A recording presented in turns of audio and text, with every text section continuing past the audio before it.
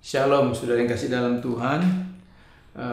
Di tanggal 20 Februari 2022 ini, gereja kita kembali mengadakan ibadah secara online. Kenapa kita secara online? Karena kita tahu saat ini COVID-19 yaitu virus Omicron telah melanda kota Kerawang. Begitu banyak yang terpapar, dan bahkan ada beberapa jemaat kita juga yang terpapar. Jadi saya memutuskan untuk kita kembali ibadah online. Nah, saya percaya saudara yang ada di rumah masing-masing, kita duduk diam, kita mendengar firman Tuhan dalam hadirat Tuhan. Sebelum kita membaca dan merenungkan firman Tuhan, kita satukan hati kita dalam doa. Bapa Surgawi, kembali kami datang ke hadirat-Mu yang kudus. Bapa, terima kasih Engkau tetap masih memberi kesempatan bagi kami untuk kami boleh membaca, mendengarkan renungan firman-Mu di hari Minggu tanggal 20 Februari ini Bapa. Kami percaya Bapa, Engkau hadir dalam setiap ibadah kami ini. Engkau hadir dalam perenungan firman ini. Sebab kami datang dan kami mendengar firman-Mu dengan iman kami. Hamba berdoa Bapa, pakai hamba-Mu, urapi hamba-Mu dengan urapan yang daripada Engkau. Kuduskan, sucikan saat ini hamba-Mu oleh kuasa darah Yesus, sehingga layak menjadi alat yang daripada Engkau. Begitu juga Bapa, Engkau juga yang menjamah hati ini untuk tidak mencuri kemuliaan Tuhan. Dan juga Engkau yang memberkati dan menjamah setiap jemaat yang mengikuti ibadah online ini, dalam mendengar firman ini. Biarkan hati mereka, di mana mereka sudah mempersiapkan hati mereka, membuka hati mereka untuk firman-Mu. Bapak percaya Allah Roh Kudus sendirilah yang menaruh benih firman itu di dalam setiap hati mereka masing-masing. Allah Roh Kudus juga yang memberikan kepada setiap kami, untuk kami boleh mengerti pesan-pesan Tuhan di dalam perenungan firman hari Minggu tanggal 20 Februari ini. Bapa, hamba berdoa juga pada saat ini Bapa, untuk setiap jemaat-Mu yang saat ini sakit, kena flu, batuk, pilek dan lain sebagainya. Hamba berdoa pada saat ini Bapa, mohon belas kasihan-Mu turun untuk menjamah dan menyembuhkan mereka. Hamba percaya kuasa darah Tuhan Yesus yang kudus akan menyembuhkan mereka, akan memulihkan mereka kembali. Segala virus-virus yang ada di dalam tubuh mereka, bakteri yang ada di dalam tubuh mereka, di dalam nama Tuhan Yesus, hamba percaya Engkau angkat semua virus itu dan tidak ada lagi dalam tubuh mereka. Dan Engkau yang akan memulihkan, mempercepat kesembuhan setiap anak-Mu yang sakit saat ini. Anak-Mu yang sakit Kau pulihkan dalam waktu yang sangat cepat dan relatif yang singkat. Terima kasih Bapa, Kau pasti menyembuhkan dengan sempurna buat setiap anak-Mu. Demikian juga tutup bungkus setiap anak-Mu Bapa oleh kuasa darah Yesus, sehingga ada pelindungan kuasa darah Yesus buat setiap pribadi-pribadi anak-Mu di dalam kehidupan saat ini, di mana saat ini pandemi virus corona begitu mewabah. Tapi kami percaya ada perlindungan kuasa darah Yesus bagi setiap kami, dan kami percaya jika Engkau izinkan kami terkena pun, kami percaya ada kuasa darah Yesus yang selalu menyembuhkan kami dengan sempurna. Terima kasih Bapa, terima kasih. Hamba menyerahkan semua ini ke dalam tangan-Mu, seluruh jemaat GBI Sejati dan jemaat yang sakit ke dalam tangan-Mu hamba serahkan. Bapa, berfirmanlah kepada kami, kami siap untuk mendengarnya. Dalam nama Tuhan Yesus kami berdoa, kami mengucap syukur. Haleluya. Amin. Sudah yang kasih dalam Tuhan, mari kita membaca firman Tuhan dari kitab Roma pasal 5 ayat yang keempat. Kita masih membahas dari seri khotbah kita, yaitu iman, pengharapan, dan kasih. Dan kita saat ini masih membahas iman, ya. Apa itu iman? Arti iman itu saya sudah bahas beberapa minggu yang lalu, dan sekarang kita masuk di manfaat iman. Dan manfaat iman kita masuk ke Roma pasal 5 ayat yang keempat. Saya akan bacakan Roma pasal 5 ayat yang keempat. Demikian firman Tuhan. Dan ketekunan menimbulkan tahan uji, dan tahan uji menimbulkan pengharapan. Jadi sangat jelas sekali ayat keempat dari Roma pasal 5 berkata, dan ketekunan menimbulkan tahan uji, dan tahan uji menimbulkan pengharapan. Saudara, di minggu yang lalu saya katakan bahwa iman itu menghadap terang Kristus, bukan membelakanginya. Artinya kita menghadap terang Kristus, dan artinya posisi kita ada di dalam terang Kristus. Dan bila kita ada di terang Kristus, tidak ada satu titik kegelapan pun yang menghalangi kita. Karena ada terang Kristus terus 1 hari 24 jam menerangi saudara dan saya. Sehingga ketika Allah izinkan kita diproses, diprogres rohani kita lewat penderitaan yang Allah izinkan, saya percaya penderitaan yang kita alami, penderitaan yang kita harus lalui, apapun bentuknya, itu akan terlihat jelas di hadapan kita, sebab ada terang Kristus yang menerangi penderitaan itu, sehingga kita bisa melihat detailnya penderitaan itu, dan tujuan Allah mengizinkan kita mengalami penderitaan yang seperti saya katakan waktu yang lalu, bahwa penderitaan yang Allah izinkan ini, Allah bertujuan untuk memproses rohani kita, membuat level rohani kita semakin hari semakin naik, bukan turun. Dan juga tujuannya selain level rohani kita semakin tinggi, semakin naik, juga tujuannya agar kerohanian kita, agar firman Tuhan mendominasi hidup kita, bukan lagi keinginan daging. Nah, itu tujuan daripada penderitaan yang Allah izinkan, yang ada di dalam Roma pasal 5 ini. Sehingga Paulus katakan di ayat yang ketiga, kita harus bermegah, kita harus bangga akan penderitaan yang Allah izinkan terjadi. Sebab kita tahu akibat kita menerima pembenaran iman, karena pembenaran dari Allah karena iman kita kepada Kristus, dalam ayat 1, kita menerima pendamaian dengan Allah. Jadi karena iman kita didamaikan dengan Allah, hasilnya kita menerima pembenaran dari Allah. Nah, hasil dari pembenaran dari Allah ini ada dua hal yang pernah saya sampaikan. Yang pertama, damai sejahtera Allah berikan. Yang kedua, penderitaan yang Allah izinkan. Nah, kita membahas penderitaan yang Allah izinkan. Nah, di minggu yang lalu saya membahas Alkitab mengajarkan bahwa ketekunan iman hanya bisa terjadi pada saat kita dalam penderitaan atau zona penderitaan, zona yang tidak nyaman menurut natur daging. Dan ini hanya terjadi seperti itu agar kedagingan kita semakin lama semakin diperkecil, sehingga tidak lagi mendominasi hidup kita. Persentasenya akan semakin kecil, sehingga persentase keinginan rohani, firman Tuhan itu menguasai hidup kita. Itu tujuannya. Lalu saat ini kita masuk ke poin yang kedua, ya, dari ayat 4, yaitu ketekunan iman tidak terjadi pada saat kita ada dalam zona nyaman. Para nabi, para rasul, dan jemaat mula-mula, salah satunya jemaat Roma, iman mereka terus tertancap seperti paku yang terus tertancap. Nah, saudara, ini maksudnya apa, saudara? Ya, maksudnya adalah bahwa sangat jelas sekali bahwa contoh yang tadi saya katakan, bahwa iman kita tertancap di dalam di atas kayu yang keras. Nah, dulu pernah saya kasih ilustrasi juga bahwa paku itu saya umpamakan seperti iman, ya. Yang pertama, paku tertancap di gabus-gabus. Yang kedua, paku tertancap di atas kayu yang keras. Nah, kalau tertancap di atas gabus-gabus, paku itu walaupun tertancap, tapi dia akan mudah terbuka, akan mudah terlepas. Tetapi kalau paku itu tertancap di kayu yang keras, itu tidak akan bisa mudah terlepas, dan akan tertancap, akan semakin kuat, dia mencengkeram kayu itu. Nah, ketika iman itu yang saya umpamakan seperti paku, itu yang memaku, semakin iman itu dalam tertancap di dasar pengajaran yang benar, itu artinya ketika kita menderita, penderitaan itulah seperti palu yang memaku iman kita, sehingga iman kita semakin dipaku, semakin dipalu, semakin tertancap di atas kayu yang keras. Jadi kayu yang keras itu bicara mengenai pengajaran yang benar, gabus-gabus itu bicara mengenai pengajaran yang salah. Nah, sudah yang kasih dalam Tuhan.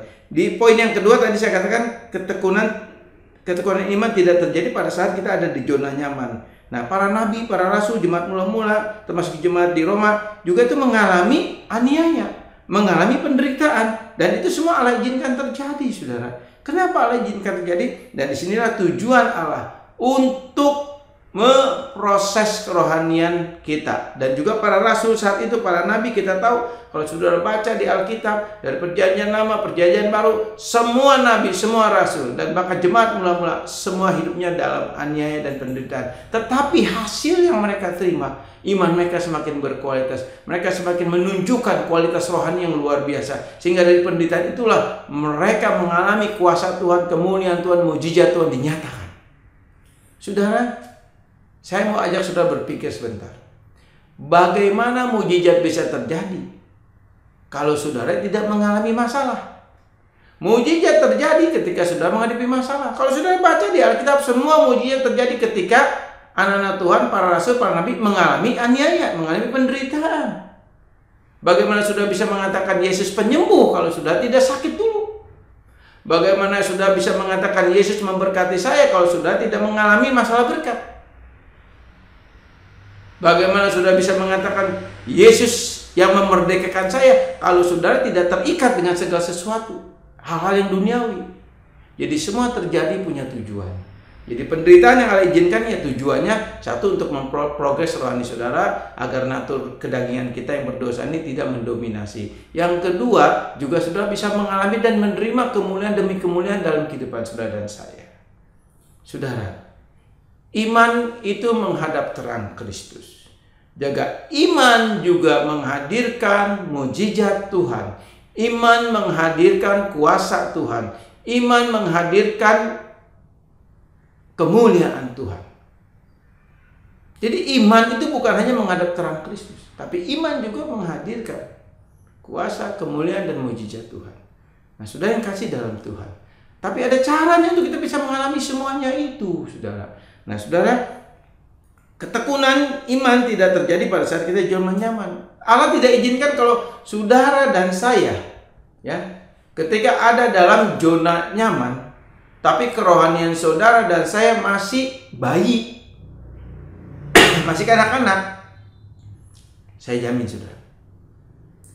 saudara tidak akan memiliki ketekunan itu. Yang seperti saya katakan, ketekunan itu artinya kita fokus kepada Kristus, berharap kepada Kristus, mengandalkan Kristus sepenuhnya. Itu ketekunan, saudara. Nah, saudara yang kasih dalam Tuhan, kita baca di dalam Yakobus 5 ayat 10-11. Yakobus 5 ayat 10-11. Demikian firman Tuhan.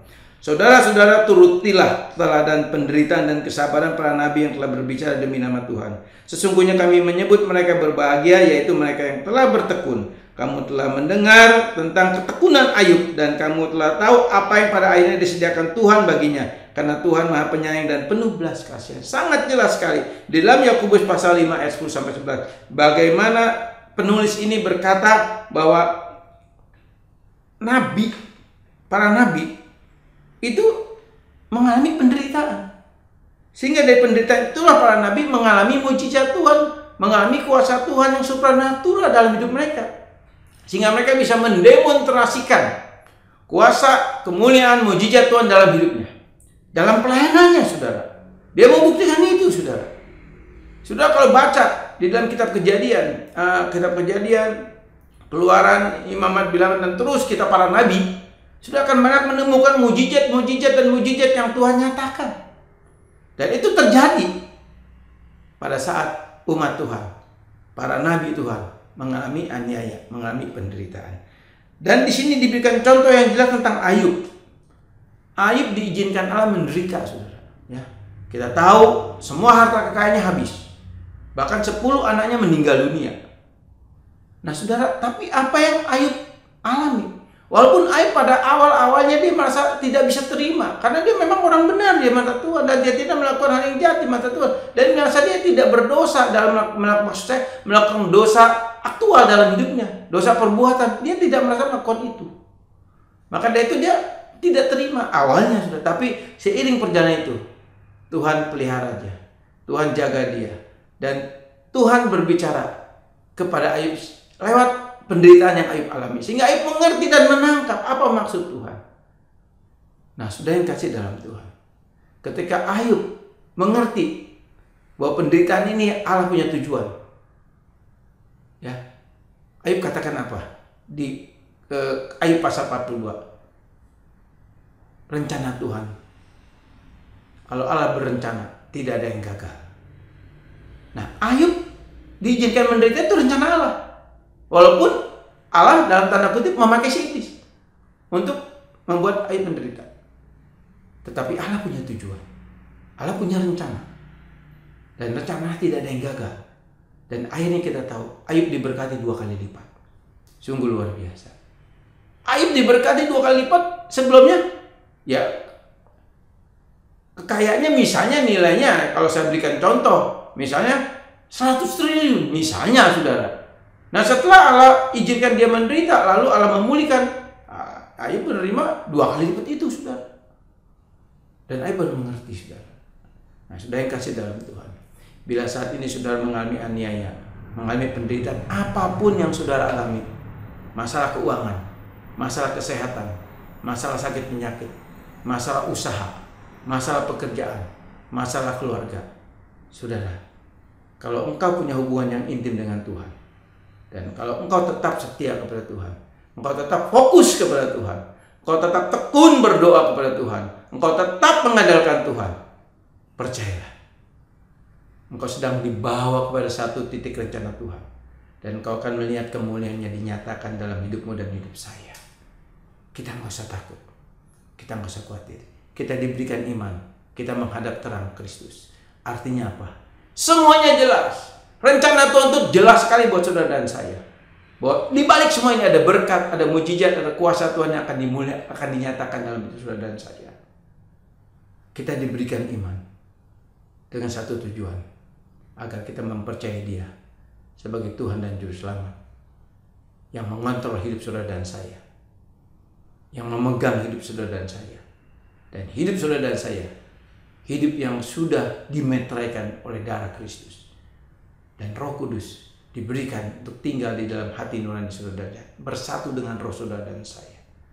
Dan di dalam 1 Korintus 6 jelas sekali berkata, hidup kita bukan milik kita lagi, tapi milik Kristus. Itu jelas sekali. Kalau saudara dan saya beriman, berarti kita percaya hidup kita bukan punya kita lagi, tapi punya Kristus. Termasuk kehidupan kita, tubuh kita ini, kesehatan kita ini, semua milik Kristus. Usaha kita semua milik Kristus. Pekerjaan kita semua milik Kristus. Keluarga kita milik Kristus. Percayalah saudara, kalau itu sudah menjadi milik Kristus, Dia yang bertanggung jawab atas kehidupan saudara dan saya. Kita diberikan iman untuk kita tetap teguh, percaya dan setia kepada Dia. Dan itu pasti, saudara. Nah, saudara yang kasih dalam Tuhan, kita akan lihat selanjutnya, saudara. Dari 1 Petrus pasal 1 ayat 3 dan 7 sampai 7.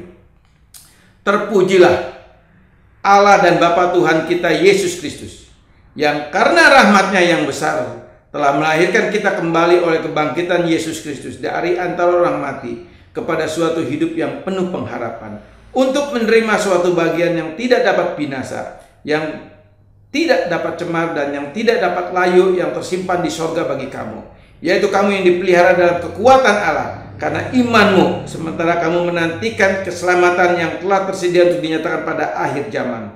Bergembiralah akan hal itu, sekalipun sekarang ini kamu ketika harus berduka cita oleh berbagai-bagai pencobaan. Maksud semuanya itu ialah untuk membuktikan kemurnian imanmu yang jauh lebih tinggi nilainya daripada emas yang fana, yang diuji kemurniannya dengan api, sehingga kamu memperoleh puji-pujian dan kemuliaan dan kehormatan pada hari Yesus Kristus menyatakan dirinya. Nah, saudara yang kasih dalam Tuhan, di sini saya mau saudara melihat satu hal, saudara. Ya, melihat satu hal.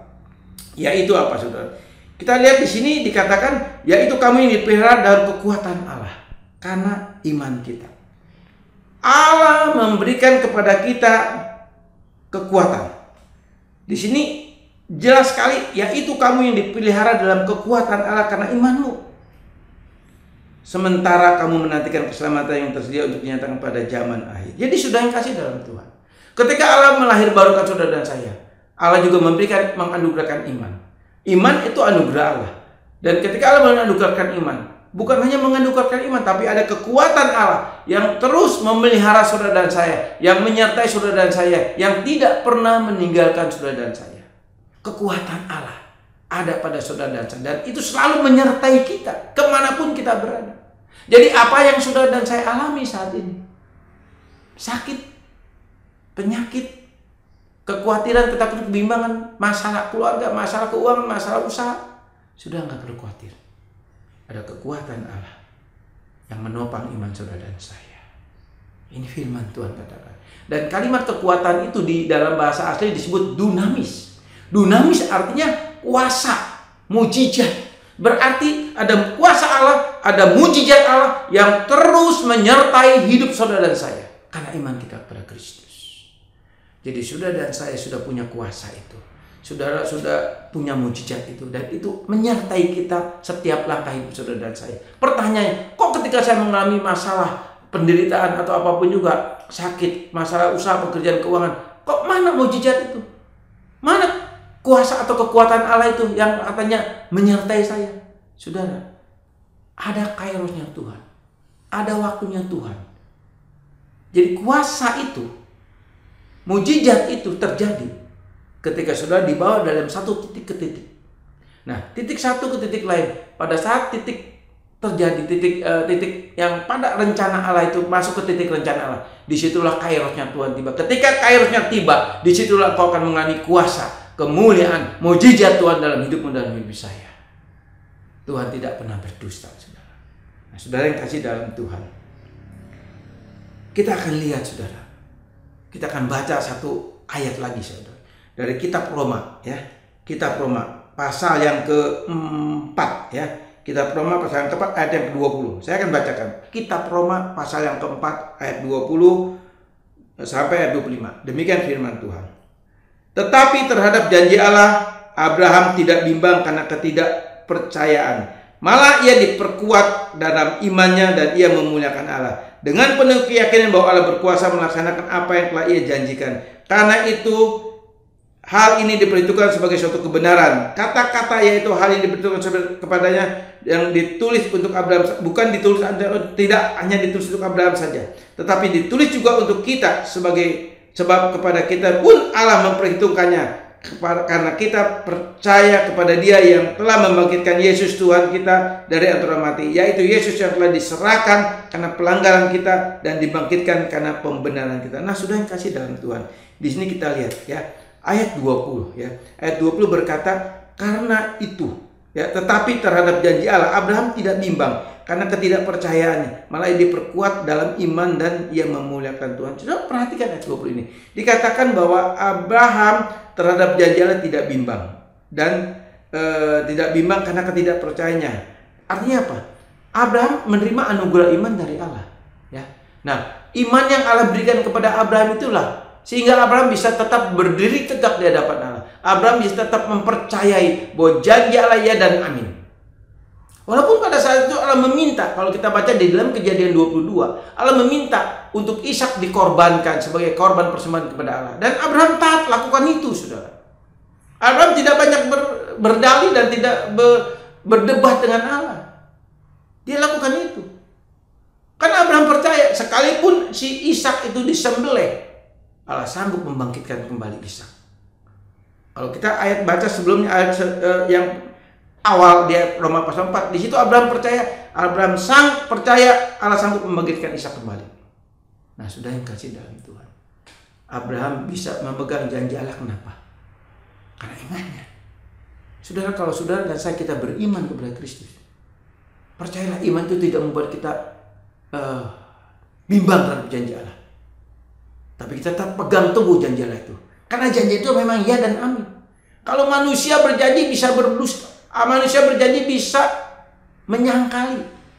Tidak bisa menepatinya. Banyak kita menerima janji. Mungkin sudah banyak pengalaman dengan janji si A dari si B. Akhirnya tidak ditepati. Tapi Allah kalau berjanji, Dia akan selalu menepatinya. Tetapi ketika Allah menepati, itu sesuai dengan rencananya. Sesuai dengan waktunya. Nah, saudara yang kasih dalam Tuhan, kita lihat di sini Abraham. Di ayat yang ke-20 dikatakan juga Abraham diperkuat imannya. Diperkuat imannya. Diperkuat imannya.